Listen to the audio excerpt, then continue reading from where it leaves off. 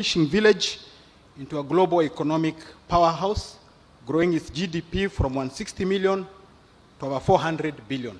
I am confident with your leadership, we can bend this arc of history. Our past does not have to be our future. I wish you all the best. We wish you God's blessings, and thank you very much for your inspirational leadership. Asanteni. Thank you, Senator.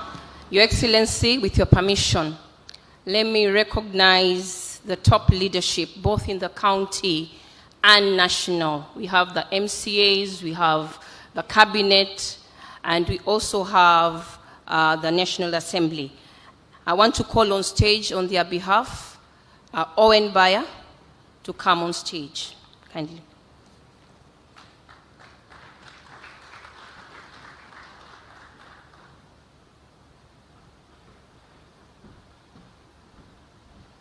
Thank you very much, Your Excellency and Excellency Governor, fellow leaders that are here, distinguished guests, ladies and gentlemen. Good morning. It's my honor and a privilege to introduce the leadership of the county. Your Excellency, I would like to start with all the MCAs that are here from Kilifi County.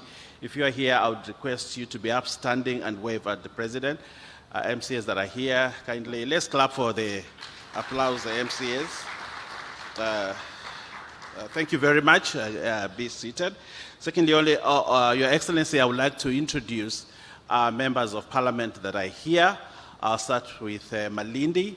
Our Malindi MP, Amina Mnyazi. Let's applause. Let's give her an applause.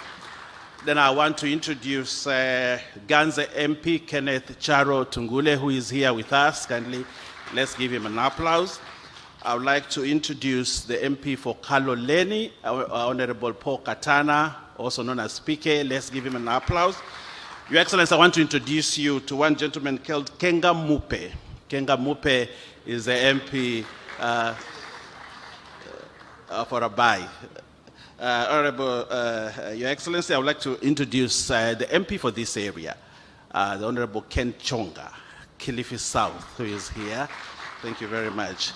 I would like now to introduce the top leadership, and I would like to start with the women representative, the Honorable Gertrude Mbeyu. Let's applause. And finally, Honorable President, allow me to introduce the longest serving of all of us, the Honorable Stewart Mazayo, the Senator for Kilifi. Thank you very much. Your Excellency, I just want to say one or two things. I want to welcome you to Kilifi and congratulate Governor Gideon Mungaro for this outstanding investment conference that we have here. Let's applaud the Governor for this great effort. Thank you. Your Excellency, it's very refreshing to see the Governor taking the next step in the ladder of empowering the people of Kilifi economically through this investment conference. Governor, you're doing a good job, and we wish you God's grace as you continue to transform Kilifi.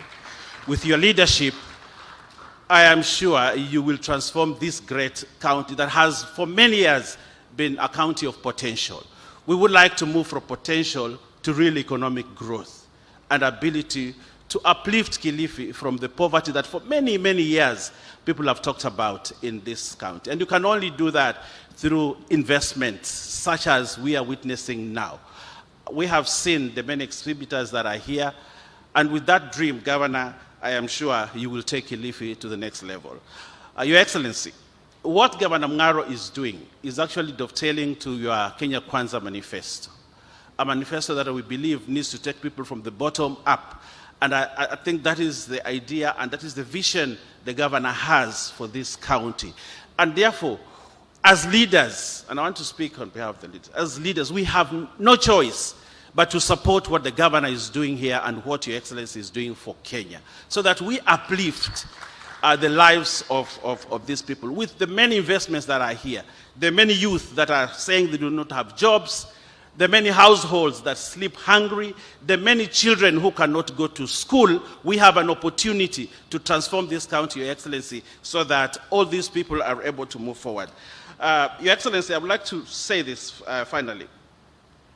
Kenya can only move from a middle-income country to a high-income country, if only we are ready to disrupt the norm, to look at the norm and say this is not enough, to look at what we have and say we are not doing what we must be doing, and move this country to the next level. And we can only do that through good ideas and ability to implement what we think we must implement. Your Excellency, this county for many years we have talked about the squatter problem. I know you have a plan to solve it. I know the governor has a plan to solve the squatter problems that we have here. And I am sure with the kind of transformation ideas that we have and what the governor has, we are able to change. Your Excellency, I want to say one thing. You know, my grandfather was a very wise person, and he used to say that if you want a lot of milk from a goat, you will not get it. You want a lot of meat from a goat, you won't get it. But if you replace the goat with a cow, you will get that. You will get more milk, you will get more meat. And I think this is what we are doing away with the goat and replacing it with a cow, so that we get enough for everybody. And I think with good investment, Your Excellency, we are able to transform this county, and I want to welcome the investors that are here. We want to give you confidence that this is a good destination for investment, this is a good place to be, this is a good space to do business, and we are ready to embrace you so that we can take Kilifi to the next level. Your Excellency, I thank you, and I thank you. Thank you, Owen Baya. In the House, we also have Joseph Dena and Mishimboko. Mishimboko, thank you so much. And in the county, we have chief officers. Kindly wave to the president and the CCs. And last but not least, because of this beautiful organization, the committee, which stood by me as chair. Can you be standing, please, and wave to the president for putting up a nice investment conference. Thank you. Ladies and gentlemen, as we look forward to the day's discussion, I am honored to welcome a leader, a visionary leader whose dedication have been instrumental in driving Kilifi's transformation. His leadership inspires us to aim higher and achieve more and more as a county and as a community. Ladies and gentlemen, it is now my pleasure to invite His Excellency, the Governor of Kilifi County, who is also the chair of the Jumuiya za County za Pwani, Gideon Maitha Mungaro, to address the distinguished gathering. Karibu, Your Excellency.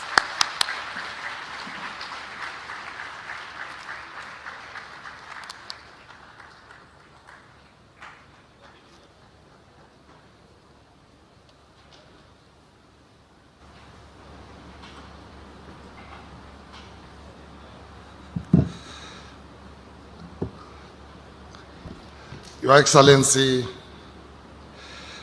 the President of the Republic of Kenya and Commander-in-Chief of the Defense Forces, the Senate, Speaker of the Senate, Cabinet Secretaries present, the Diplomatic Corps, and our partners and investors present, good morning. Your Excellency, before I start my speech, allow me, because I have only two of my colleagues, the rest are either on the way, so they'll miss this opportunity. Allow me to invite my two colleagues, my sister, the Governor of Kwale, and the Governor of Mombasa, my brother Abdul Swamad, to have a minute to say something before I proceed. With your permission, Your Excellency. I'll start with Abdul Swamad. We go with the numbers, 001, then 002, then I finish 003.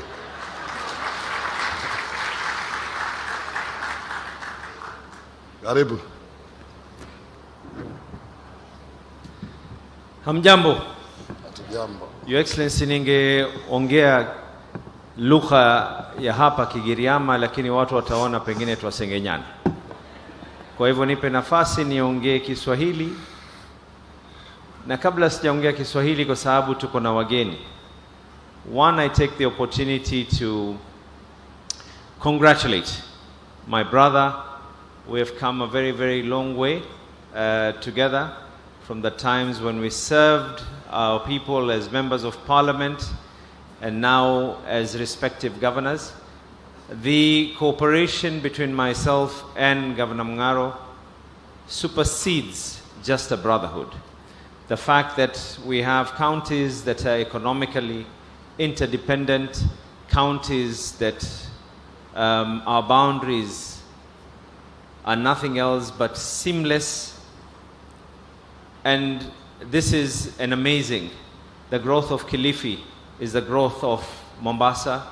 The growth of Kilifi is the growth of Kwale. The growth of Kilifi is the growth of Taita. The growth of Kilifi is the growth of Tana River and Lamu likewise. So mine is just to say a big congratulations. A lot that has been done, a lot that has been seen. Na pengine niongee kwa lugha ya Kiswahili. Kwa hii mpangilio ulioweza kufanywa leo, wiki moja haukuchukua wiki mbili, haukuchukua mwezi mmoja, haukuchukua miezi miwili.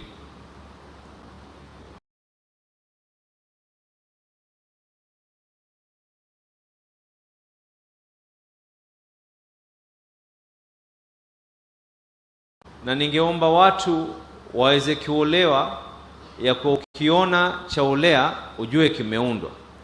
Mazungumzo ya conference hii Governor Mungaro amekuwa nayo kwa muda takriban mwaka mzima. Na mimi namshukuru Governor na kuwaomba na kuwasihi kila mmoja aliyoko hapo nje. Roma haikujengwa kwa siku moja, lakini ilijengwa. Mambo yakifanyika hayafanyiki kwa funga macho na kufungua, lakini mwisho yafanyika. Na nchi haijengwi kwa kila mmoja kuweza kutusiana. Nchi hujengwa sio kwa sisi kuzungumza ikawa hatuelewani, lakini sisi kwa sisi kuzungumza katika hali ambayo kwamba tutaweza kuelewana. Na nikuchukue tena fursa kuweza kukaribisha, najua baada ya siku mbili rais tutakuwa na wewe Mombasa kwa shughuli za Iala pamoja na wageni wako wengine, na kuchukua fursa kumwambia ndugu Governor Mungaro, congratulations once again. Kongole. Asanteni sana. Thank you. Allow me, Your Excellency, to invite Governor 002, our sister, Governor Achani.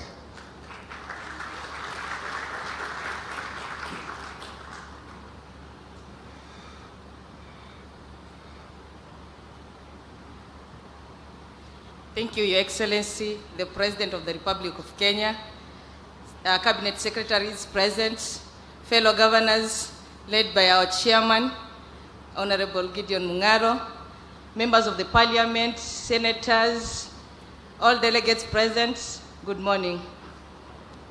May I take this opportunity to commend my brother Gideon Mungaro for hosting us for today's investment conference. Congratulations, Governor, for the good work you are doing in Kilifi. And I know the investment conference in Kilifi, the fruits of this conference will trickle down to other counties, including Kwale County. Our investment opportunities are similar. Of course, matters tourism, blue economy, mining, and Your Excellency, thank you very much for profiling and marketing our counties. From the time you came to Kwale for Mashujaa celebrations till today, our hotels are fully booked. Thank you for creating a conducive environment for investment. And this shows that we need more investors to invest in hotel industry. Because as we are speaking, there are no rooms in Kwale. So we are calling upon investors, invest in Kilifi and make sure to invest in Kwale too. We have His Excellency the President has created enabling environment in Kwale. He has opened Dongokundu. He's also expanding Diani Airport, karibuni Kwale. Your Excellency Gideon Mungaro, pongezi sana. Mungu azidi kukuongoza na uendelee kuibeba Kilifi juu na pia kuongoza jumuiya ya kaunti vilivyo. Pongezi sana my brother. Thank you, Governor 002, Governor Chani. Now it's Governor 003. I didn't make any mistake, Your Excellency. Started 001, 002, now 003. I want also to give apologies for my two colleagues, Governor Godana and Governor Taita. We had told them, Your Excellency, that will be here from 11. So I think they didn't get up early, but they're on their way here. So I'm sure you will be able to mingle with them a bit later. So, Your Excellency, distinguished guests, ladies and gentlemen, let me start by welcoming you for the second day of the Kilifi County International Investment Conference. It is a privilege to address this esteemed gathering of leaders and investors who share a passion for turning potential into prosperity. This conference, under the theme Accelerating Economic Growth Through Partnerships, symbolizes the transformative power of collaboration. Kilifi County stands at the forefront of this journey, offering vast opportunities across diverse sectors to those bold enough to invest in a future of shared success. Kilifi County's transformation into a regional investment hub is rooted in partnerships that have already begun to bear fruit. We are proud, Your Excellency, to showcase a series of milestones that underscore our commitment to fostering growth and creating an enabling environment for business. The One Voice Consortium, representing our diaspora community, has committed a 10 billion projects of housing for our diaspora community in Malindi, retirement and holiday homes, revolutionizing our real estate landscape. These successes, Your Excellency, are a testament to the partnerships we have cultivated between government, private entities, and international development partners. You will also, Your Excellency, witness strides we are making in cementing our position as leaders in blue economy as a catalyst of economic growth through an MOU with Kenya Shipyards here today. We are exploring the construction of water boats for fishing and tourist transportation along the coastal belt. Our intention to work with other government agencies, development partners, and investment community is unparalleled. Kilifi's story is far from over. Today, I am excited to unveil bold initiatives that will further position Kilifi as a leading destination for global investment. An international convention center. We are planning to develop a world-class convention center, Your Excellency, an exhibition facility that will establish Kilifi as a hub for business tourism, a step that was further advanced by an MOU we signed this week with the Kenyatta International Convention Center, Your Excellency. This will attract international conferences, trade expos, and summits, driving demand for services across hospitality, retail, and transport sectors, and creating jobs for thousands of locals. Facilities for medical tourism. We are planning the construction of a cutting-edge healthcare facilities, including a level 6 teaching and referral hospital, to make Kilifi a destination of choice for medical tourism. This initiative will offer advanced medical services, attract patients regionally and internationally, and foster the growth of auxiliary sectors such as wellness, tourism, hospitality, and logistics. The 3,000-acre special economic zone at Kayafungo in Kaloleni, Your Excellency.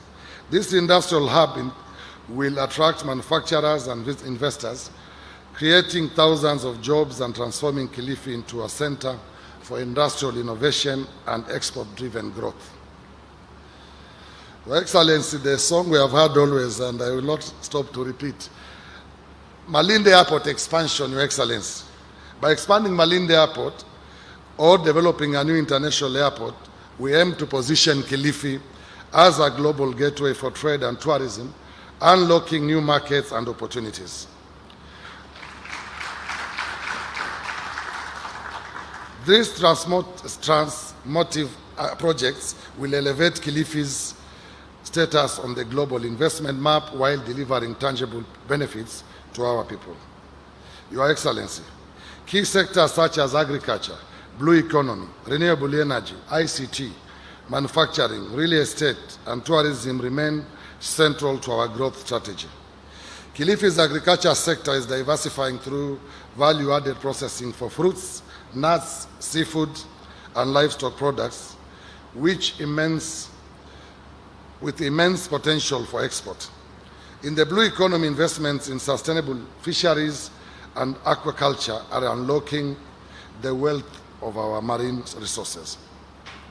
Renewable energy.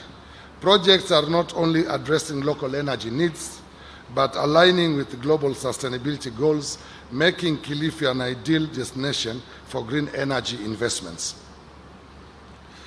On the real estate and tourism are thriving with high-end projects such as the Vipingo Ridge, redefining the standards for luxury and ecotourism. We are also actively empowering our youthful population by creating opportunities in the digital economy and fostering entrepreneurship through skills development and innovation. Ladies and gentlemen, Kilifi County is a land of immense potential, ripe for investment and ready to deliver exceptional returns.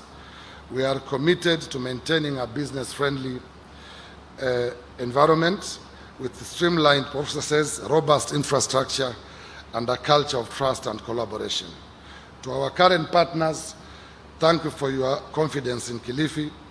To prospective investors, I invite you to join us on this remarkable journey. Together, we can shape Kilifi into a beacon of opportunity, innovation, and shared prosperity. Before I invite the Cabinet Secretary, Your Excellency, to make his remarks, and then invite you, you will be pleased to know that in the course of the preparation of this conference, Your Excellency, we have signed a number of agreements and MOUs with various partners. Today, you will witness signing of 3 more and the launch of the employment pathways for youth by USAID, an $8 million project targeting over 16,000 youth with market-relevant instructions, Kilifi being one of the beneficiaries, as well as Kilifi County Development Corporation, which will be launched in this conference. Your Excellency, I think I don't want to stand here and get all the credit without recognizing the team who worked with me tirelessly, headed by my deputy Flora and the private sector team we put together to make this conference a success. So I want my deputy and the team, both from the county and the private sector, to stand and we give them an applause. Asanteni sana for helping me to put this together, and also thank my wife for the long nights I was not at home. Asante sana with the family. She's also here to witness that I was not seeing another. Thank you very much, and let me take this. Thank you. Let me take this opportunity to do what is remaining to be done. Thank you very much, Your Excellency, for accepting to come and grace this occasion. Another round of applause for Governor. And of course, some wisdom there to thank his wife, otherwise he'd have nowhere to go tonight. Your Excellency, sir, the MOUs that are going to be signed are 3 of them, and then in this order, we'll start with the Kenya Shipyard Limited, which will be signing this together with Kilifi County. And Kenya Shipyard Limited is supporting Kilifi County's blue economy agenda with maritime infrastructure. So if we can have the representative from Kenya Shipyard Limited to also progress and have the signing of this particular MOU. On standby, if we can also have Zonken Group, those who are going to be signing for Zonken Group to kindly just stand on the right of the podium, because they'll be next after this signing. So this particular signing, Your Excellency, is the Kenya Shipyard Limited with Kilifi County, and the Kenya Shipyard Limited is supporting Kilifi County with maritime infrastructure.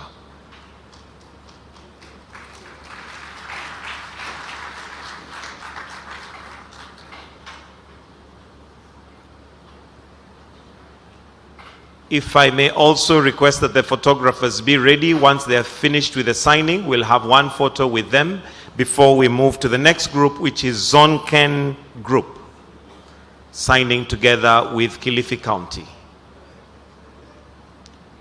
So we can stand up for the photo opportunity.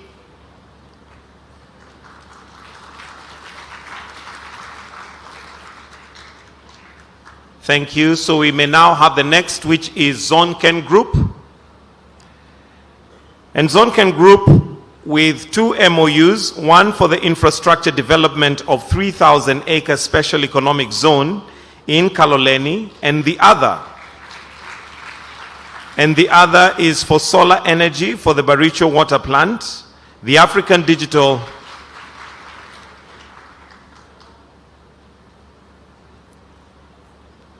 So the two MOUs for Zonken is for 3,000-acre special economic zone in Kaloleni, and the other for solar energy for the Baricho water plant. If we can also have on standby African Digital Media Institute to kindly come to the side of the stage. The third MOU is going to be between African Digital Media Institute and Kilifi County. So representatives of African Digital Media Institute, if you can kindly progress to the stage. After the photo is taken, you may take your seat for the signing. That's after the two MOUs by Zonken.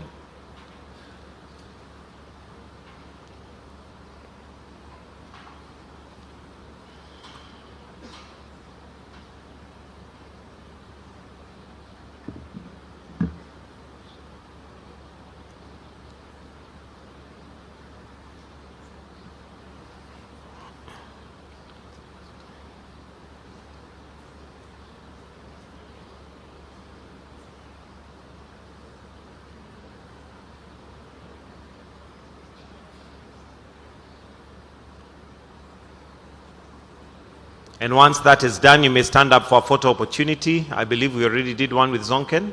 So we may progress to the next group, which is the African Digital Media Institute. African Digital Media Institute, who are signing this again with Kilifi County.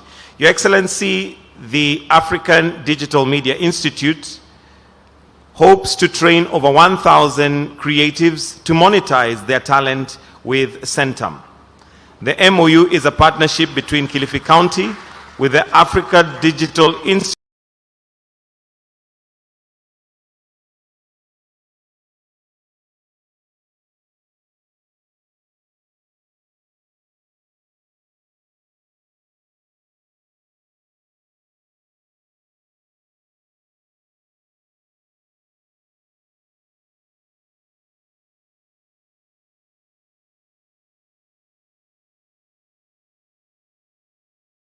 and Centum, supported by Google, Cabinet Secretary Salim Vuria, and it is approval of land belonging to Vipingo located in Kilifi County as a special economic zone.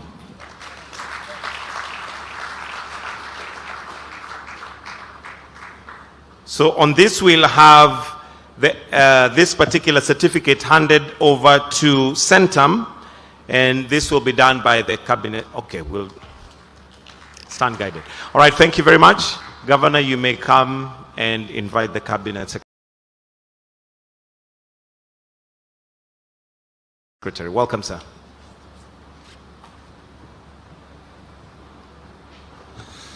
Thank you, Excellency, for allowing us to do that.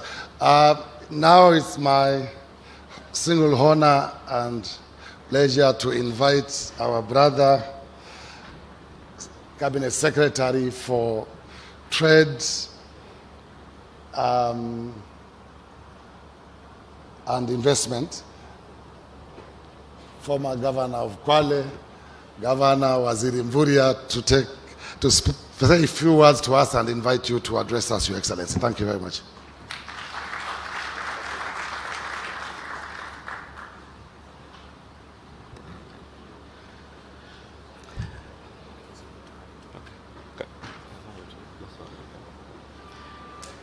Thank you very much, Your Excellency Governor Mungaro.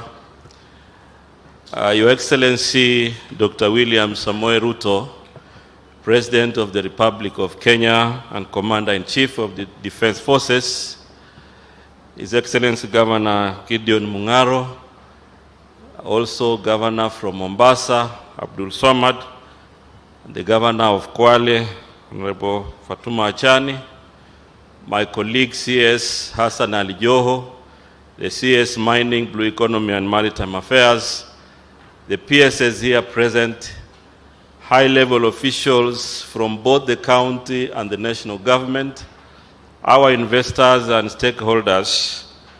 Your Excellency, allow me to take this opportunity, first of all, to recognize other key leaders in our midst. I want to recognize, first of all, my colleague, Hassan Ali Joho, who is here with us. I also want to recognize PS Abubakar Hassan, the PS in charge of investment promotion, PS Dr. Alfred Kombudo, the PS in charge of trade. We also have senior Dr. Francis Atuoli, Secretary General Kotu, who is in our midst.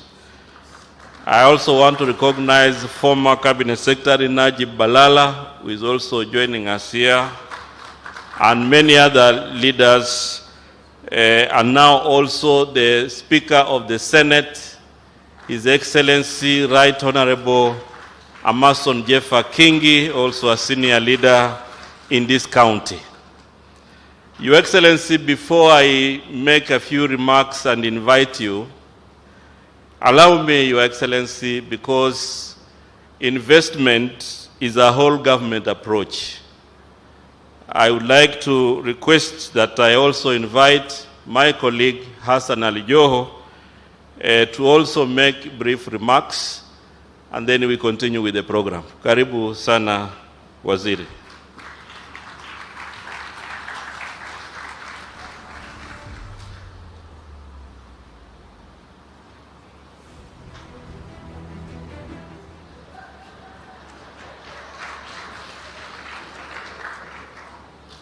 Your Excellency, the President of the Republic of Kenya and the Commander-in-Chief of the Armed Forces, President William Samoei Ruto, my colleague CS Salim Mvurya, Honorable Members of Parliament, Excellency Governors, allow me, Your Excellency, to begin first of all by congratulating Governor Gideon Maita Mungaro for inviting us for this very momentous occasion. This really, for me, is an important conversation and largely a game changer on our economic conversation in our region. Your Excellency, I wouldn't want to take so much time. I know presentations have been made and you're likely to give us a lot more information, but I want the Kenyan people to know that in Kilifi here, there is, number one, enormous potential in the area of mining. Your Excellency, in Kilifi, probably in the entire coastal region, besides where Governor 002 comes from, I think in the deposits of limestone, you are competing. And therefore, we are now hosting one large cement factory. I have licensed very recently another one that will set up here in the Chonyi area with the support of the area member of parliament. Your Excellency, Ken Chonga is the one that brought investors to me. and I want to appreciate his effort. Your Excellency, in Kilifi here, we have witnessed after the air geological, physical, geophysical survey was done, there were many occurrences, but we are aware that there's huge deposits of manganese, lead, and obviously almost 40 or 50% of the salt that is consumed in the country comes from Kilifi, Your Excellency. There is also, you know, Your Excellency, since you appointed me as CS for mining, I'm learning a new mineral every day. So there's a mineral called phonolite that has tremendous potential here. Obviously, silica sand, because of the production of cement on where Paul Katana and Kengamupe come from. Every house probably that you see in Kilifi, the coral building block is locally produced. And I believe strongly that is as a program that supports your housing program, Your Excellency. And I want to encourage that we organize more young people, put them in cooperatives, and encourage them to manage the process as well, and be able to create some wealth. Your Excellency, that what surprised me is that all along I've been thinking, because Best Titanium opted to settle in Kwale, that Kwale may have had a huge deposit of titanium. Obviously, over the period they've proved that they extracted quite a bit, but I want to report that the occurrences on titanium on the belt of Kilifi are as big or even bigger than what has been extracted in Kwale. Your Excellency, in our EEZ for fishing, which has a potential of about 300 billion that is untapped, Kilifi hosts a fair share of that potential. And I feel encouraged, Your Excellency, that Governor has signed an MOU with the Kenya Shipyard to be able to support our fisherfolk, particularly artisanal fishermen and women, to be able to be more productive. Your government, Your Excellency, has invested heavily in supporting some programs, such as building fishing ports here in Kilifi, in Malindi. Your Excellency, you negotiated on our behalf as a Kenyan people for a much larger investment that you probably announced it yourself at some point. That is, we have unlocked, and hopefully soon we will be able to get consultants design and be able to realize that potential. Your Excellency, I feel very encouraged with one memorandum of understanding the governor has signed with Digital Opportunity Trusts, so that we can monetize our content creation. The country must be built by hard work. It must be built by commitment. And therefore, for us to realize the potential we have, number one, government can create its support infrastructure or infrastructural support. But oftenly, what changes the game is private equity when it is injected in our economy. Because our young people need jobs. We need to be able to create wealth. We need to be able to uplift the standards of the lives of the people. That can only be realized by true hard work. And therefore, I feel encouraged that we must have this meaningful conversation on how we can turn around our economy. Your Excellency, Abdul Samad thought he's the only one who could speak Swahili. And he seized the moment. Katoa methali moja tu ya kusema, ulisema nini vile? Ukiona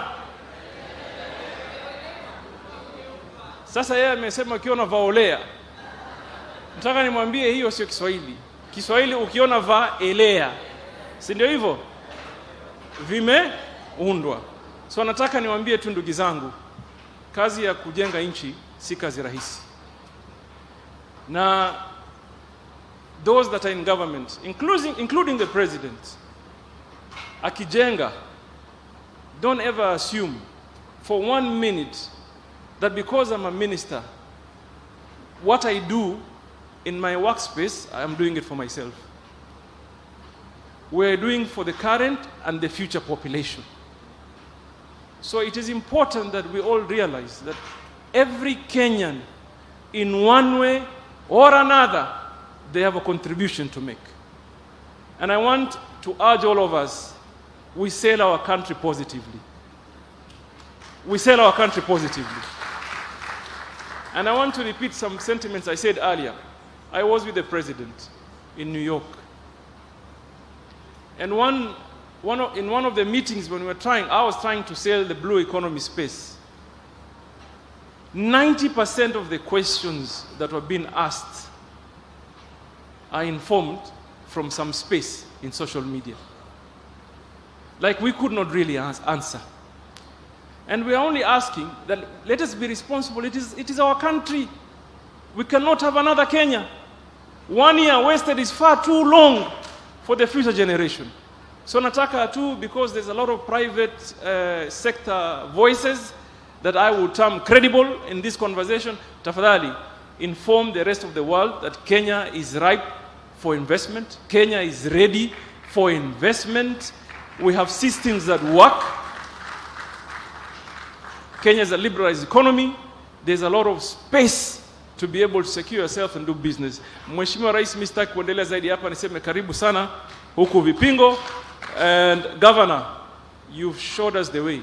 Mungaro, I hope the next one we'll be able to invite the president to do a Jumuiya one, because you are interdependent. Nikutakie kila laheri, Governor, na nikwambie, me and you have discussed in certain areas of potential in mining. Your Excellency, we have progressed 3 companies from prospecting to mining here in Kilifi. And they have reported to us to employ not less than 6,000 of our young people. So hopefully when they are backing around, Your Excellency will allow, I'll invite you to come and officiate. Mwenyezi Mungu awabariki na awalinde. Thank you very much.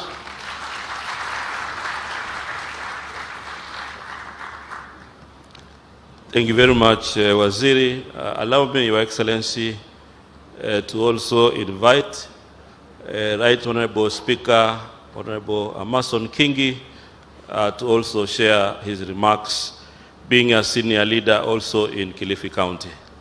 Karibu sana, Mheshimiwa Speaker.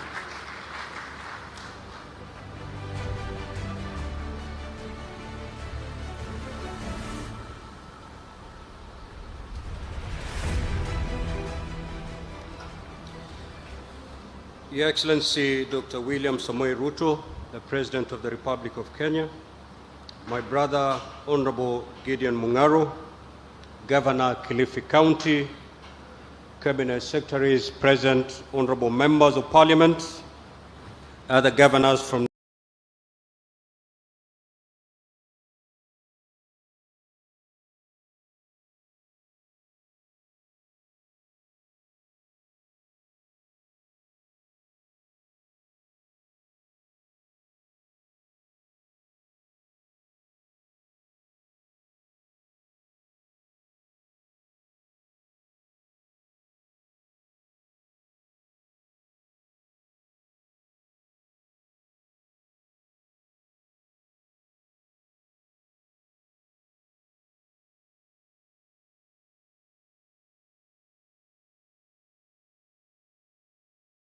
neighboring counties, members of County Assembly, Father and Governor, the Honorable Gideon Mungaro, for his leadership and vision in convening this conference.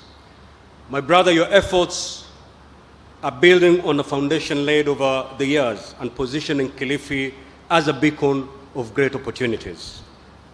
Kilifi is not just a place on the map. It's a story of resilience, rich culture, and endless possibilities. Few counties in Kenya are strategically endowed as Kilifi. From its breathtaking coastline and vast blue economy potential to its agricultural riches and renewable energy prospects, Kilifi is a place where opportunities meet ambition. Our history reminds us of Kilifi's pioneering spirit. It is here that Christianity and education first took root in Kenya, at Rabai. It is here that seafarers and explorers left a legacy of trade and commerce. And it is here today that we convene to reimagine Kilifi's future as an investment hub. But beyond this, beyond its resources and history, Kilifi's greatest asset is its people, the youthful, skilled, and hungry for opportunities. They are ready to partner with investors to create businesses that uplift not just Kilifi, but the nation at large. Your Excellency, ladies and gentlemen, our Constitution, through Article 174, established devolution to bring governance and development closer to our people. But the promise of devolution cannot be realized by government alone. It requires collaboration with the private sector to unlock resources, expertise, and innovation. As a former governor of Kilifi, I can attest to the transformative power of investments. The first international investment conference held here in 2016 attracted impressive investments. Today, Governor Mungaro's leadership is taking Kilifi to even greater heights. This conference offers a platform. This conference offers a platform for investors to explore new frontiers in renewable energy, agriculture, manufacturing, tourism, and the blue economy. These investments are not just about profits. They are about transforming lives, building infrastructure, and creating sustainable solutions to the challenge of today and tomorrow. To our esteemed investors, let me say this. Kilifi is open for business, and so is Kenya. The Senate, which I'm privileged to lead, is committed to creating an enabling environment for investment. Through legislative oversight, resource allocation, and policy frameworks, we are ensuring that counties like Kilifi have what they need to attract and sustain investment. For instance, just yesterday, His Excellency the President assented to 3 pieces of legislation, one of them being the Division of Revenue Amendment Act 2024, that opens door for disbursements of 387 billion on equitable share of revenue to counties for the financial year 2024-2025, and signaling our commitment to ensuring counties are adequately funded. The others are the National Rating Act 2024 and the Water Amendment Act 2024 are similarly timely, as all have a direct bearing on the service provision in counties. Your Excellency, ladies and gentlemen, as we chart Kilifi's investment future, we must also recognize the challenges that lie ahead. Chief among them, climate change. Kilifi's key sectors, that is tourism, agriculture, and blue economy, are deeply climate sensitive. The conservation of mangroves, marine biodiversity, and promotion of renewable energy are not just priorities, they are necessities in this county.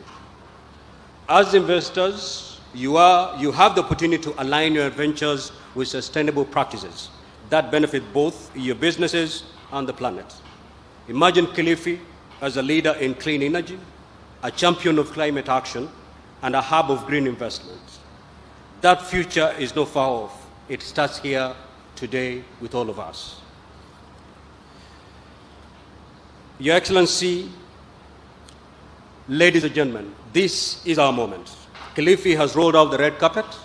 The governor has rolled out the red carpet for you to explore, engage, and invest.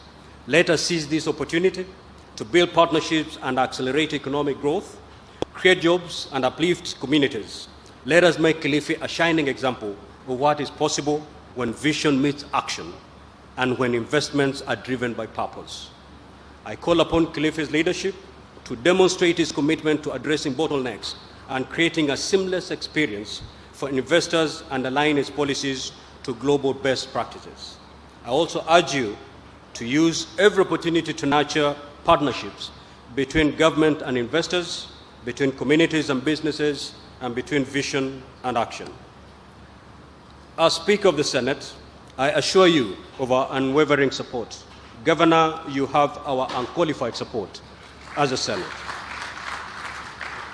The Senate stands as a partner, an ally, and an advocate for investments and transform lives and drive Kenya's progress going forward. In closing, I invite you to dream big with Kilifi, explore the possibilities, connect with the people, and be part of the story of transformation that we are writing today. And just like it has been put as a practice, you must end with Swahili. Mimi nataka niseme hivi nikimalizia. Wahenga wanasema ukitaka kuitwa babu, lazima ukubali msichana wako aolewe.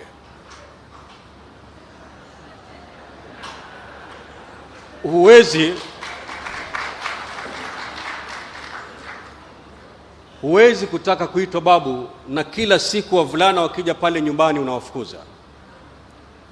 Governor Mungaro ametia sahihi makubaliano na kampuni kadha wa kadha. Na kuna kitu ambacho kimefurahisha kwamba sehemu ya Kaloleni kuna ardhi zaidi ya ekari 3,000 ambayo wenyeji wako tayari itumike kwa minajili ya maendeleo. Itakuwa ni jambo la kufadhaisha la aibu kwamba governor ataenda mbio kama vile tumeona akitembea. Aweke mikakati, aweke ruwaza yake mbele, halafu wakati anakuja nyanjani anapata vizuizi. Wawekezaji waje na wakose pahala pa kuweka zile investment zao. Kwa hivyo ikiwa kweli tunataka kukumbatia hawa wawekezaji na ikiwa kweli tunataka maendeleo ije Kilifi, hatuna budi wakati wawekezaji wakija, vile vitu ambavyo wanahitaji lazima tusipeane.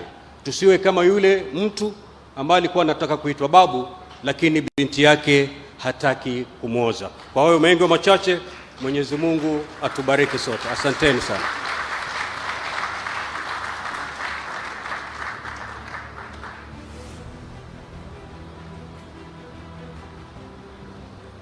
Thank you very much, Mheshimiwa Speaker. Your Excellency, before I invite you to make your remarks, Your Excellency, allow me just to take a swipe and also summarize a few things that relate to investment, trade, and industry. Your Excellency, first of all, I would like to congratulate Governor Gideon Mungaro and the entire leadership of Kilifi County Government for this occasion. This is an occasion where Kilifi County Government is getting a new profile. A profile that is going to illuminate the opportunities available, but also a profile where they will be capturing the opportunities that can be invested here in Kilifi. I'm aware, Your Excellency, that the entire region here in Coast, there has been a lot of enabling environment through your government that enables investment to happen. First of all, this is an area with very good port infrastructure all the way from Lamu to Kwale. It is also an area that you have invested heavily, Your Excellency, on issues of airports and also roads. And as your Minister for Investment, Your Excellency, I want to confirm that that enabling environment is very crucial for the investment that we hope to have as a country. Your Excellency, you have properly aligned your national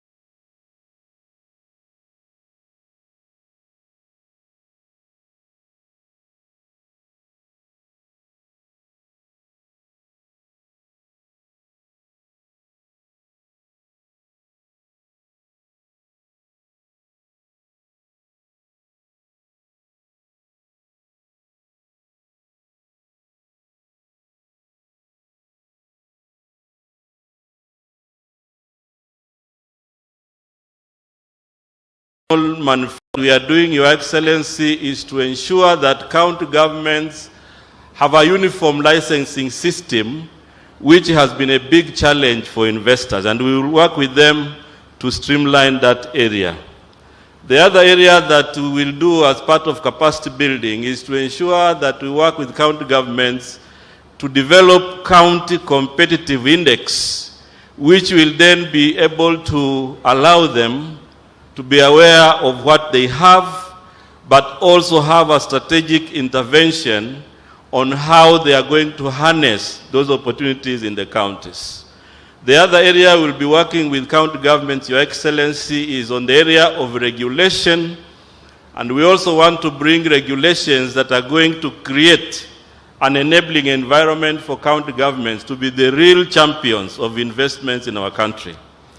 Your Excellency, I'm aware that there are also a number of initiatives. Part of it, you have mapped the entire country, Your Excellency, where we have special economic zones and also export processing zones. And Your Excellency, I'm also happy to say that there are 3 county governments that have already been licensed as special economic zone. And the one for Kilifi, since we are here, Your Excellency, I want to confirm that we've already received the papers, and within a very short time, Your Excellency will process them so that we gazette the areas that they are requesting.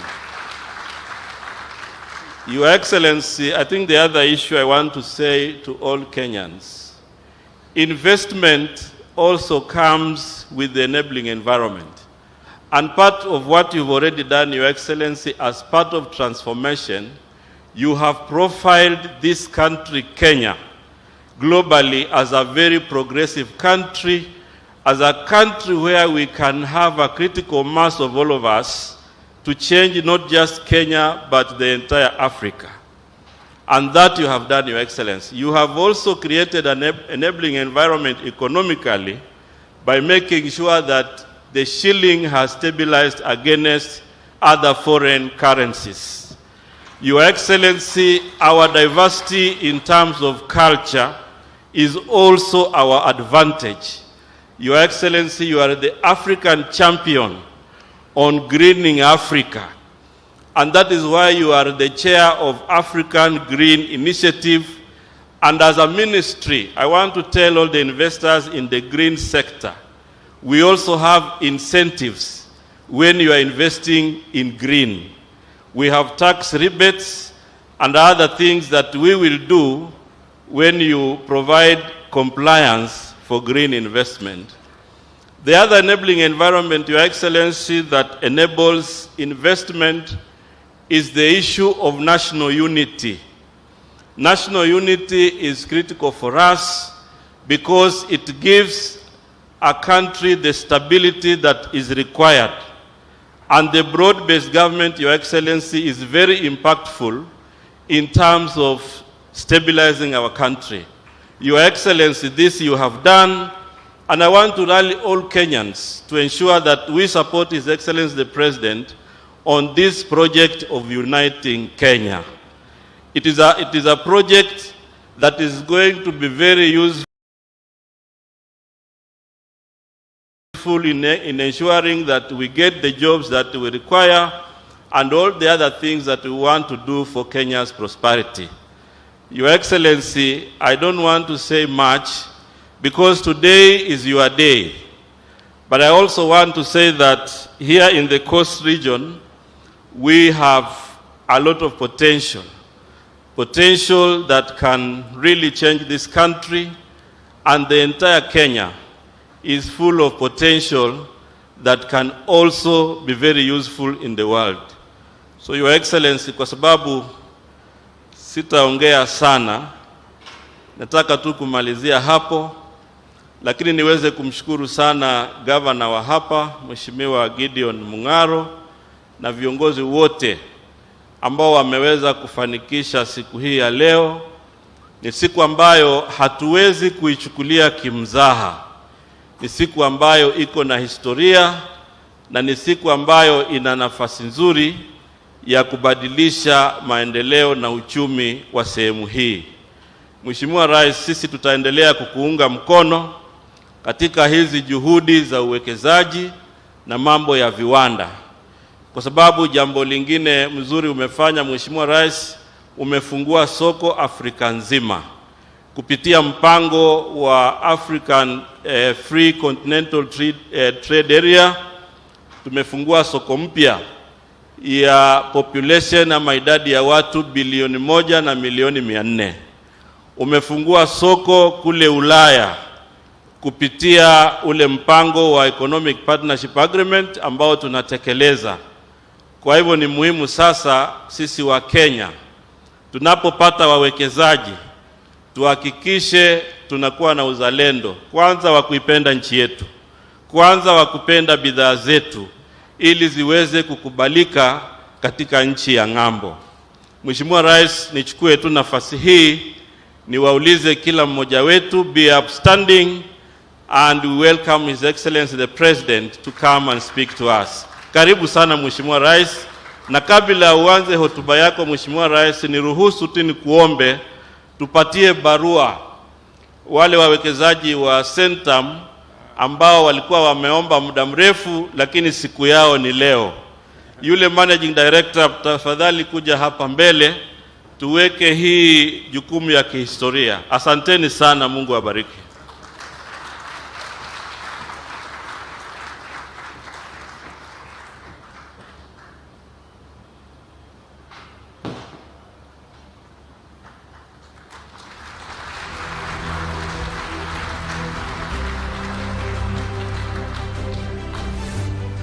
Asanteni sana. Tafadhali tunaweza keti chini. Thank you very much. Excellencies, honorable members, our private sector captains of industry, our most valued participants today, the investing community, and friends. Today marks a very important day in Kilifi County. Na nimekuja hapa makusudi, sio kwa sababu nimekosa mahali pa kuenda ama kazi ya kufanya. Nimekuja hapa kwa mpango makusudi,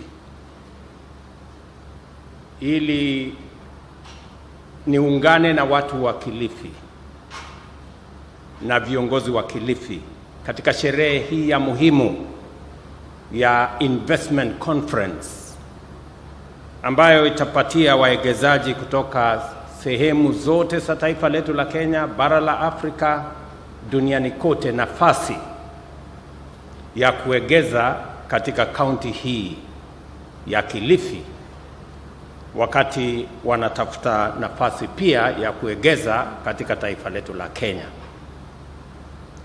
Nichukue nafasi hii nimpongeze gavana wetu Gideon Mungaro kwa maono, mpango, na vile vile viongozi wa kaunti hii kwa kuungana naye ili tuweze kuweka Kilifi mahali ambapo watu wataelewa ya kwamba pale Kilifi kuna nafasi ya uwekezaji, kuna nafasi ya biashara, kuna nafasi ya kupanua uchumi, ajira ipatikane, tuweze kuzalisha uchumi wenu, tuondoe umaskini, ndio Kenya iweze kupiga hatua ya kwenda mbele. There cannot be a progressive Kenya without our thriving counties. It is therefore a privilege for me to be in the midst of this esteemed gathering of local and international investors, leaders from all levels of public sector, both national and within our counties, and stakeholders at the inaugural Kilifi County International Investment Conference, a groundbreaking event to showcase Kilifi County as a premier investment destination for Kenya, East Africa, and the world. The time has come to show that beyond its renowned vibrant culture, sandy beaches, and hospitable people, Kilifi is also a competitive destination for transformative investments. This conference demonstrates that our counties are not only capable of leading, but are already driving the transformation of Kenya's socio-economic landscape. Today, as we shine a spotlight on Kilifi's immense potential, we gather to reaffirm our commitment to building an economy where prosperity is shared from the bottom going up. Devolution has provided us with a unique opportunity and the capacity to empower our grassroots by unlocking untapped socioeconomic potential. Kilifi County exemplifies this promise, making bold strides to establish itself as an investment, industrial, and commercial hub, while highlighting its significant contribution to our nation's reputation as a land of opportunity, shared prosperity, and limitless possibilities. The government of Kenya remains steadfast in its commitment to ensuring that all counties across Kenya harness their unique endowments and capitalize on their undeniable potential to attract investment and emerge as powerful engines of our national growth and development. Each of the 5 strategic pillars of the bottom-up economic transformation agenda is dedicated to implementing clear plans that translate this vision into reality, ensuring that no one is left behind on our journey towards prosperity and socio-economic transformation. Nowhere is this impact more evident than here in Kilifi, in particular, and the coastal region in general. Through modernized infrastructure, thriving export processing zones, and special economic zones, we are demonstrating the power of devolution to deliver real, tangible, and transformative outcomes. These efforts not only enhance the dignity of our people, but also create meaningful jobs, put money in their pockets, and secure their health. For instance, our efforts to modernize port infrastructure are bearing fruit. The Port of Mombasa, a critical gateway for trade, has seen cargo throughput rise from 33.8 million metric tons in 2022 to 35.9 million metric tons in 2023, with container traffic increasing by 12% to 1.6 million units. Similarly, Lamu Port, now fully operational, handled 27,000 metric tons of cargo from 36 vessels in 2023, and recent upgrades, including the installation of modern gantry cranes, have enabled it to handle 3 ships simultaneously today. Reduced tariffs and extended free storage periods have further enhanced its appeal, driving growth and opening new trade corridors. The indirect effects of these developments are felt across our local economy. Faster delivery of goods have improved supply chains, benefiting small-scale traders, while expanding port capacity and the establishment of special economic zones around our country. For Kilifi's farmers and fisherfolk, these advancements translate into higher incomes, better job security, and increased participation in global trade. I am very proud that today we have issued the approval letter to Vipingo Special Economic Zone, a 2,000-acre facility that I am informed by the partners of Centum, our friends from Arise, and I'm sure they are here. Watu wa Arise wako area? Are they here? They are rice people. Oh, right there. Great friends of Kenya. I am confident about their investment potential and capacity to turn around the space we have in this rare Vipingo area as a special economic zone facility. I must commend the people of Kilifi, specifically the people of Kaloleni and the people of Kayafungo, for having the foresight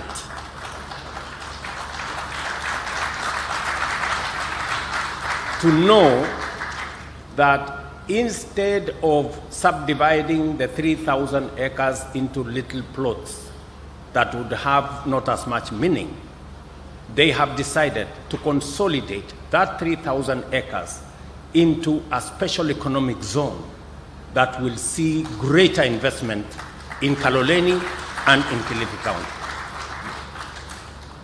And I agree with the Governor, our Speaker. For those of you who don't understand Kiswahili, let me paraphrase the Wahenga story he told us. Speaker Kingi has told us, if you want to be a grandfather, you must allow your daughter to be married. Otherwise, you can't be a grandfather.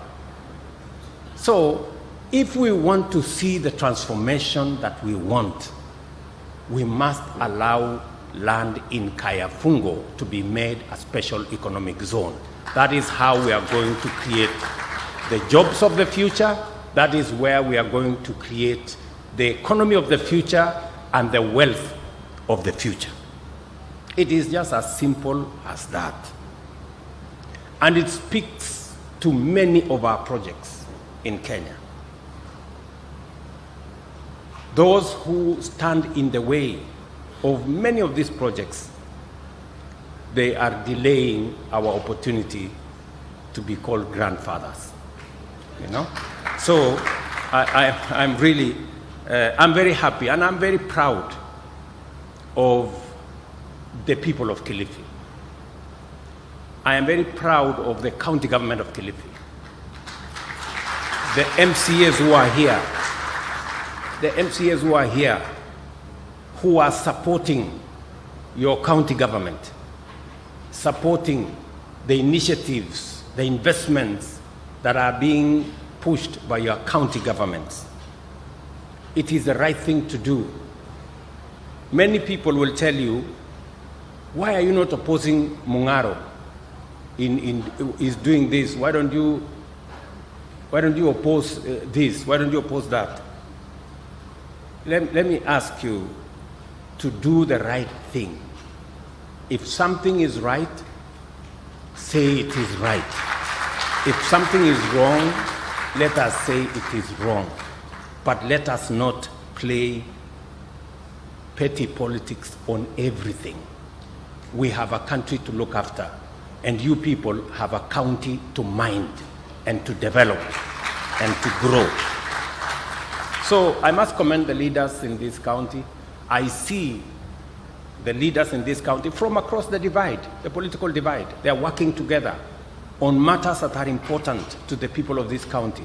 You must stand together and assist this county.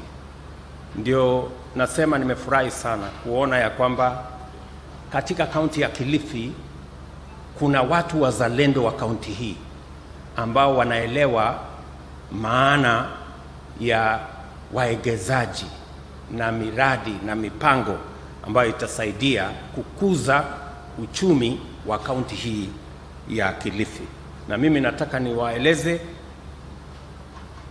serikali ya Kenya itasimama kidete pamoja na nyinyi.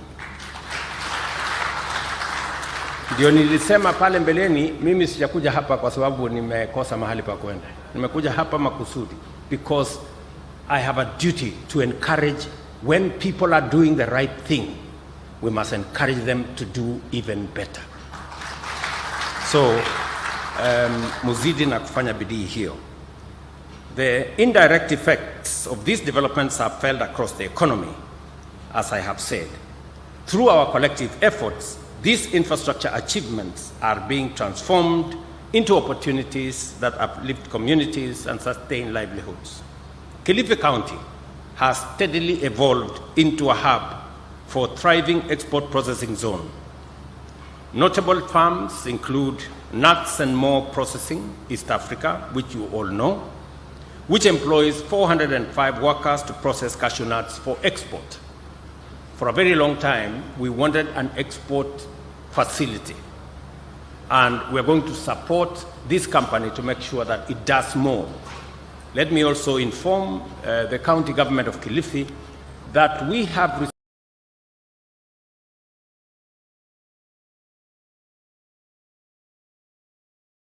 resources in our commodities fund that can support seeds and growing of cashew nuts in Kilifi County. If you apply through our commodities fund, we want a partnership with EPZ right here in Kilifi that exports ornamental and exotic marine fish to many parts of the world, including in Dubai. Right from Kilifi County here. Again, we will work together to see to it that we provide the necessary environment for the expansion of these facilities that already exist in this county, not to mention Fuhua Kenya EPZ Limited that produces knitted fabrics and undergarments with 747 employees already here. And I am informed of their next phase of investment that will extend the number of employed staff to about 3,000 employees.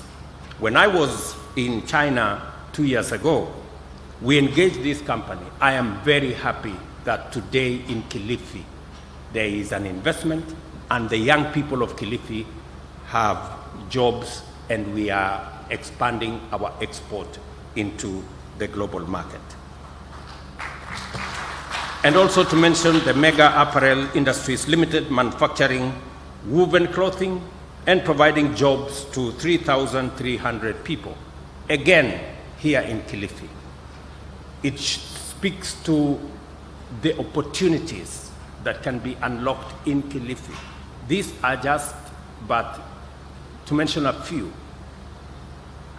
The EPZ facility that will now be created here in Vipingo, and the one that will be operationalized in Kayafungo will double the capacities that I have mentioned here significantly. And it also speaks to our overall plan, as was said by Minister Mvurya, what we are doing in Sagana, EPZ, what we are doing in Muranga, EPZ, what we are doing in Nakuru, what we are doing in Eldoret, what we are doing in Busia, and what we will be doing in the other areas, including the one I mentioned day before yesterday in Taita Taveta County, including all the other facilities that we are working on.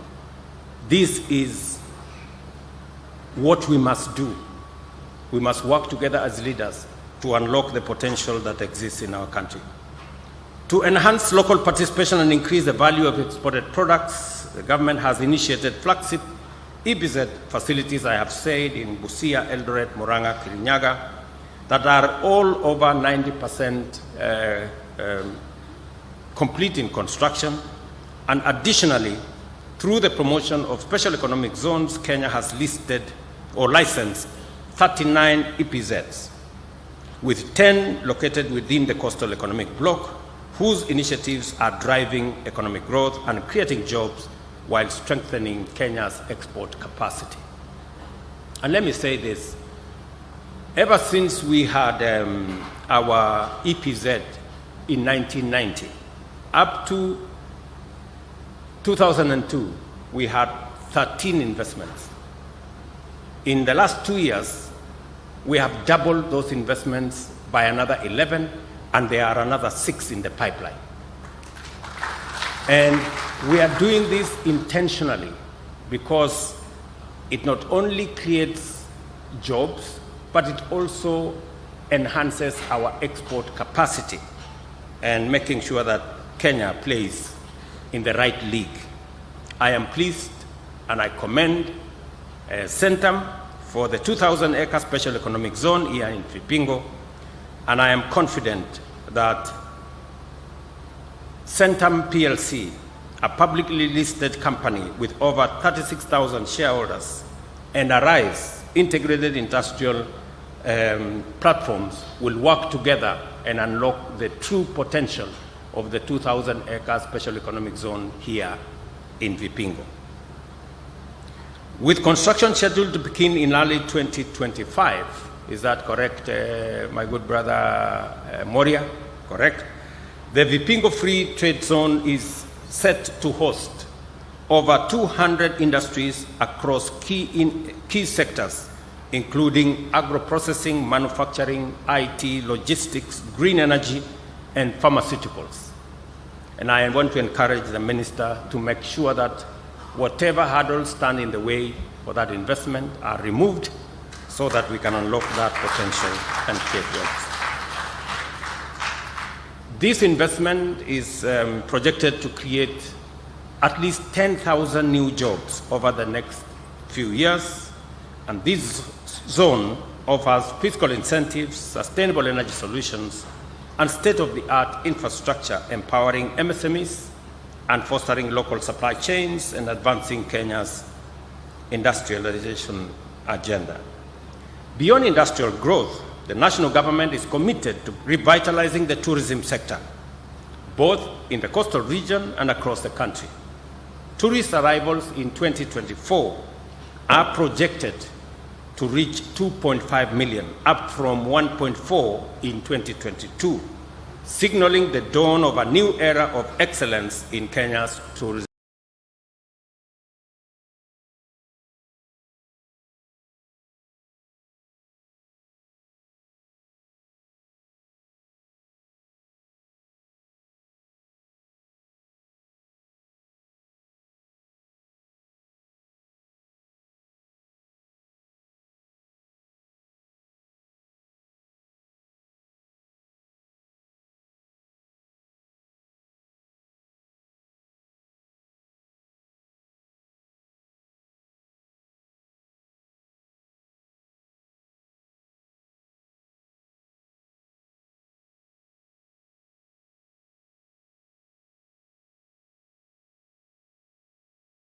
Industry. That is the best news that we can get, that our hotel facilities are doing well and we are looking for additional investors to invest in that space. It speaks volumes of the kind of intervention that we have put in place and the working together between counties and the national government, and also our tourism sector performance and the profiling that we have done for Kenya to make sure that people globally appreciate the position of Kenya as a country that is safe, a destination that has value, and a people that are warm. As Kilifi continues to urbanize, I encourage the county government to collaborate with the private sector to develop incentives that leverage the affordable housing program. I want to tell the people of Kilifi, in our own program, we have 10,000 housing units that are already lined up for Kilifi County under our affordable housing program. And also, you can unlock more working with the private sector. We think also there is great opportunity to safeguard agriculture and food security from adverse effects of uncontrolled land fragmentation, but also establish a framework for integrated land use planning and sustainable development. Affordable housing is more than just brick and mortar. It is a commitment to restore dignity to families by ensuring that every Kenyan has access to safe, decent, and secure shelter. It is also a powerful driver of economic activity, having generated already 164,000 new jobs over the past year.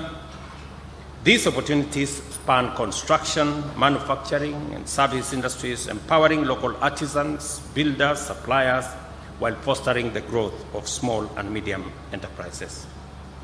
In the digital economy, we are expanding last-mile fiber optic connectivity by leveraging Kenya Power's extensive transmission network to reach remote, unserved, or underserved areas.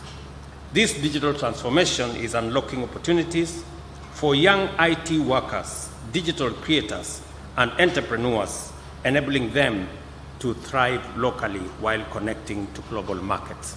And I was very happy, Gideon, when I saw you sign an MOU with digital media that will assist more young people get into the creative space.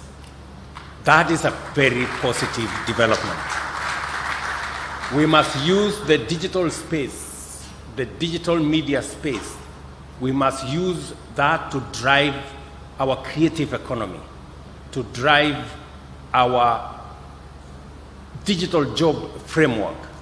And it is the reason why we are expanding the fiber optic across Kenya. I know many people will want to use that for other purposes, to insult others, to quarrel others, but we can as well use it for positive purposes, making sure that our creatives are doing more, making sure that our young people can access digital jobs. We can expand digital commerce. We can access government facilities, both county and national government services on the same platform. So we will continue to work with you to make sure that that goes to the next level. Ladies and gentlemen, let us collaborate to enhance the business environment, reduce barriers, and position Kilifi as a model county for investment and growth. To our investors, I encourage you to engage with confidence. Behind the statistics are real people with aspirations, ready to partner with you in transforming not just Kilifi, but our entire nation. Let me just say two final things. Number one is to commit. When I had a meeting with the leadership of our counties, I did commit that because as an administration, we believe in the power of devolution. And we believe that devolution can deliver as new centers of growth around Kenya. We did commit that we would find an amicable solution to the standoff that existed between the two houses. I'm very happy that that was sorted out last week, and I have already signed the Division of Revenue bill into law. And now the counties can access 387 billion of the shareable revenue, and also whatever else that comes in by way of grants. I did also commit to the counties that we will also make sure that CARA, that divides the money between counties, will also be expedited. And I am happy to note that yesterday, Senate completed its deliberations, and this afternoon, the National Assembly has given me undertaking that they will complete, so that again, all counties can receive their allocations, provide service, and drive our economies in our counties. I also must commend that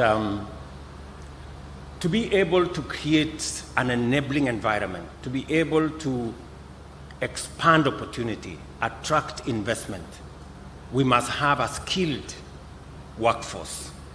And that's the reason why we must invest carefully in our education. Because we need the men and women to drive our industries. We need the men and women to drive our investment capabilities. And it is the reason why the government of Kenya, we are committed to investing in education. every member of parliament here knows that we have made a decision that we are going to support all the TVETs and all the universities with accommodation facilities using our housing fund. We have also made a commitment that we are going to make sure that all our schools have adequate teachers. As I talk to you, the recruitment of another 20,000 teachers is going on in the country so that we can better protect our education sector. Let me also commit that as part of this whole journey of creating an enabling environment, Kilifi County, we have allocated 2 billion shillings to expand the last mile connectivity to different parts of this county.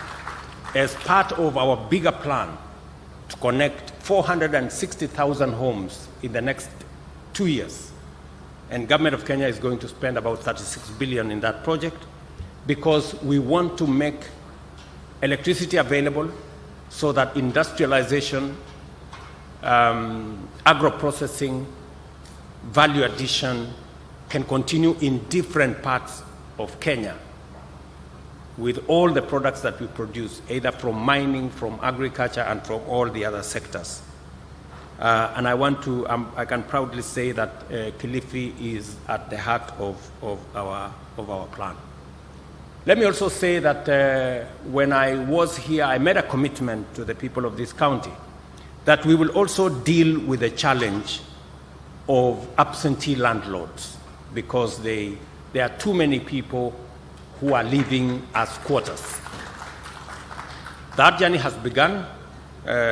Hopefully, I did meet the leadership of the various counties in this coast, and there is just some small consultation that we need to complete.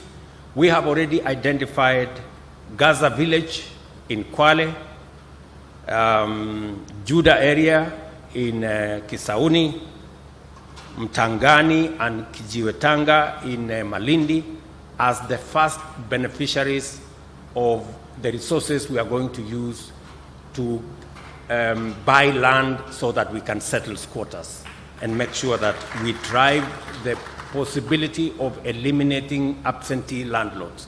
This will happen in the first quarter of next year, and I have an elaborate plan to make sure that we deliver on our commitment on making sure that we deal with the challenge of squatters in this coast province as we deal with it elsewhere in the Republic of Kenya. It is a good move so that our investors can also be confident that whatever investment they put in this country or in this region is safe, is secure, and is not subject to court cases and other matters that sometimes attend to this.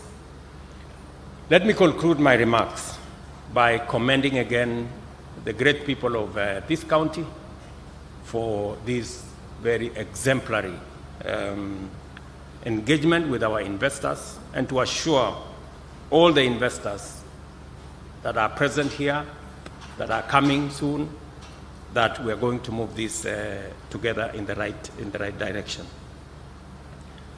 I know Kiswahili changu kidogo haifiki pale mahali pa Amazon Kingi ama hawa wangwana wa kutoka Mombasa. Changu kidogo ni cha bara, ni bara sio? So I will not attempt to make any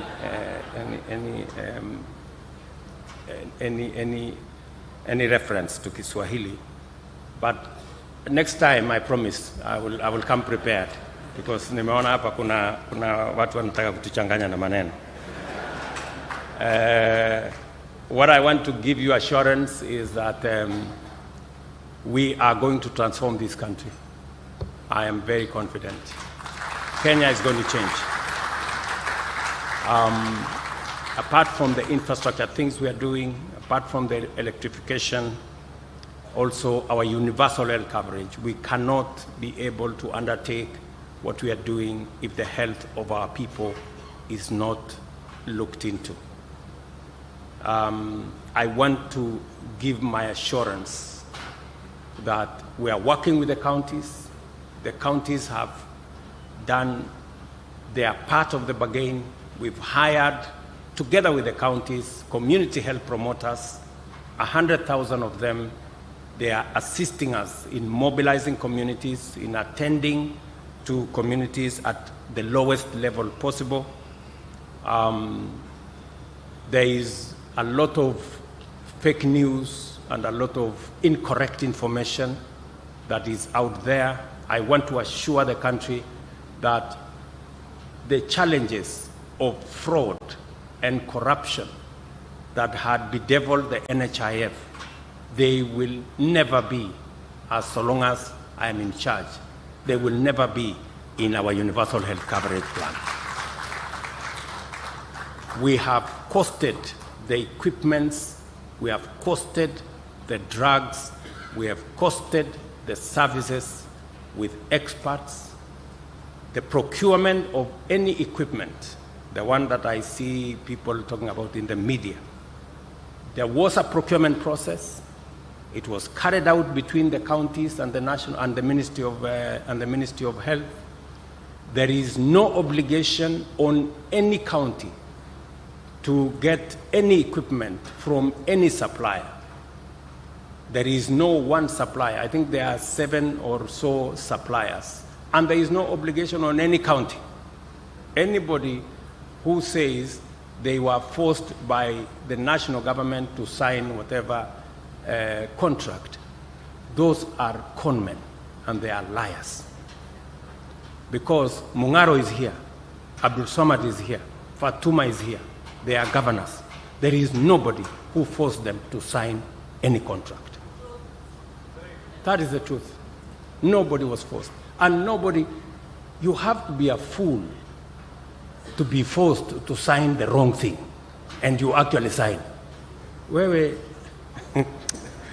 know, and you go and announce that I was forced.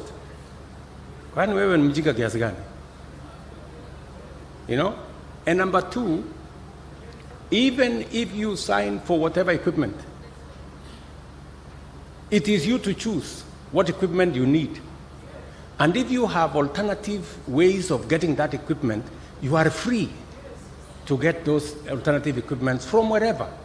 The only thing we were doing is to these are the county governments. That's the truth. Sindio Mungaro. That's correct. So let us not, and I am here and I will look the people of Kenya in the eye and tell them there will be no corruption in social health as long as I'm president. You know? And I am willing to be challenged, because we must get rid of corruption. We must get rid of fraud. We must make sure that Kenyans get the benefit and value for every cent they spend on everything, including in matters health. So that is how we're going to do it. It's going to be a commitment that we are going to make, all of us. I have asked all our counties and even the private sector. The program we have is going to make sure that citizens can pay for services, but those services must be provided. That is why there is need to have equipment in our hospitals. That is why there is need to have medicine in our facilities. And that is why there is necessity to have the human capital in terms of health professionals to provide that service. And we are working with the counties to make sure that wherever we can assist as the national government, let me say this, we've just released 2 days ago 1.5 billion shillings to assist KEMSA to make sure that they work with the counties to access drugs. I have asked my friends in the county governments to also pay their part to KEMSA so that we can get drugs, so that when citizens go to look for health service, there is money to pay from SHA, but there must also be drugs, human capital to dispense, and also equipment to make sure that that service is provided. So we need a healthy population for us to drive our country into the next level. Let me also assure the people of this great country that we are going to work together. We have made a solemn commitment that tribalism is not going to be part of our DNA. We must get rid of it. I know there are leaders who are unhappy that we have an expanded government. We have a government that brings everybody on board. Let me just tell them, this country belongs to all of us. There is no special Kenya. There is no special place. There is no special group of people. We are all one people, the people of Kenya. And we must, it is our duty to work together. Hakuna haja ya kukasirika ati kwa sababu unataka watu wengine wakue nje miaka yote. You know? Tufanye kazi kwa pamoja. Hii Kenya inatutosha. This country is big enough for all of us. We must not exclude others. It is not necessary. Let us include everybody. Working together, we can build the synergy, we can build the momentum to create that which is enough for every Kenyan, from every community, and from every region, and from every county. On that, I am solid rock. I'm not moving an inch. We must stay the course. I commend the county government of Kilifi, under the leadership of my good brother Gideon, for the excellent work being done here and for hosting this conference. I also extend my best wishes for a productive conference and look forward to witnessing its impact in driving investment momentum in Kilifi County. Ladies and gentlemen, the Kilifi County Integrated Conference 2024 is now officially open. Asanteni sana, and God bless you. Tumpongeze Rais mara nyingine kwa makofi. Your Excellency, with your permission, if we can kindly just stay on stage for a quick photo opportunity. May we take our seats, please? Let's kindly take our seats. And allow me to now call on the Chair, Kilifi International Investment Conference Chair, that is the Deputy Governor, Mr. David Gosney, Mr. James Moria, all the PSs and CSs present, and the Speaker of the Senate to kindly come and join His Excellency for a quick photo. We'll take 2 photos. After that, I'll invite all the governors present to join His Excellency on stage for a photo opportunity. After that, we are going to finish with the national anthem, but there is another session that's taking place after this, and I kindly request all participants to please remain even as His Excellency is leaving. May I ask all the governors present to also join in the photo, please? Kindly, if you may join in this photo as our second and final photo. After that, we shall exit the stage and leave His Excellency for our closing prayer, which is the national anthem. And as mentioned, there is another session that's taking place after this. All participants, please stay behind as His Excellency is leaving. Let us all exit stage and leave His Excellency. I'll request that we all be upstanding.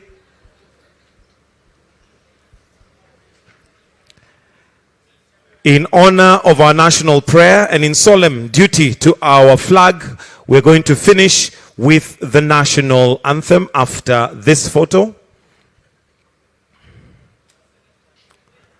So we'll leave His Excellency on stage as we finalize with the national anthem.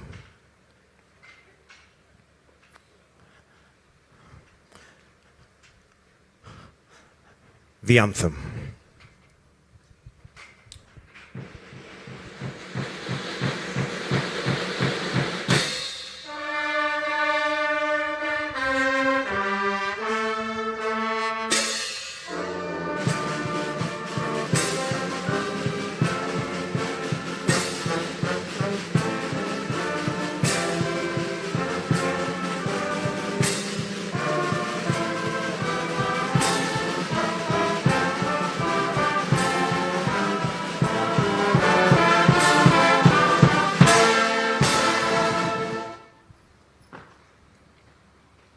we shall allow His Excellency to leave at his own pleasure. But remember, those who are participating in the next session, kindly let's stay put. Thank you.